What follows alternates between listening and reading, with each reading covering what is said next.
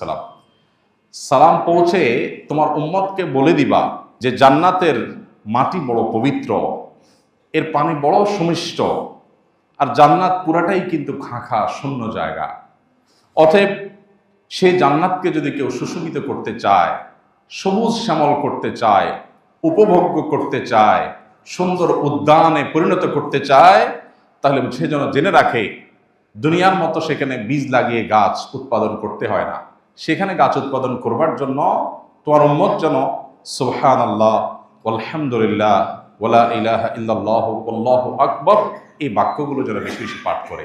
এই বাক্যগুলোর পাঠ এটাই জান্নাতে তার বিশাল বড় নেয়ামত রাজি ফলজ এবং নানাবিধ বৃক্ষ সেখানে উৎপাদনের কারণ হবে।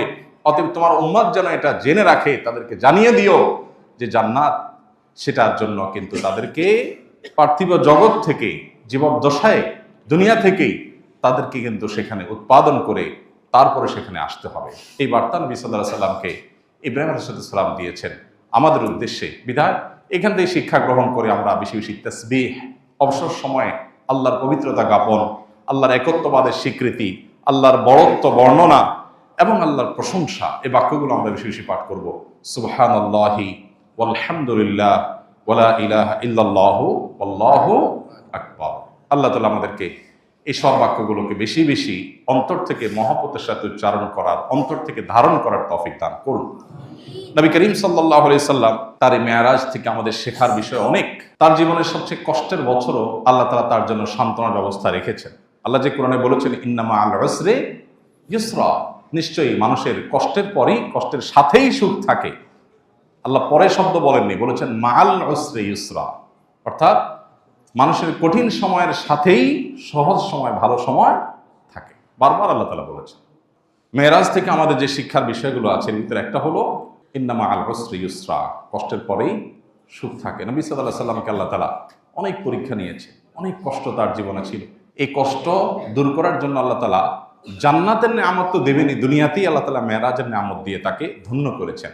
আমাদের সবার জীবনে কষ্টের মধ্যেও আল্লাহ তাআলা সুখ রাখেন। আমরা অনেক সময় সুখটা অনুভব করার চেষ্টা করি না, বুঝে উঠতে পারি না যে কি সুখ পাইছি। অনেকে আমরা নাশুকরি করি যে আমার জীবনে কখনো সুখের দেখা পাইলাম না। এই কথাগুলো আল্লাহর নেয়ামতের নাশুকরি। আপনি যে দাঁড়ায় বলতে পারছেন এটাই তো আল্লাহ তাআলার অনেক বড় নেয়ামত। এই বলাটাই তো অনেকে বলতে পারছে না। কত পয়সাওয়ালা মানুষ আছে, অনেক পয়সাওয়ালা মানুষ এই ঢাকায় আছেন, আমি চিনি, ব্যক্তিগতভাবে জানি, চোখ দিয়া দেখতে পান না, কোটি কোটি টাকার অ্যাসেট, কিন্তু নিজের অ্যাসেট নিজের কাছের লোকদেরকেও দেখতে পারেন না।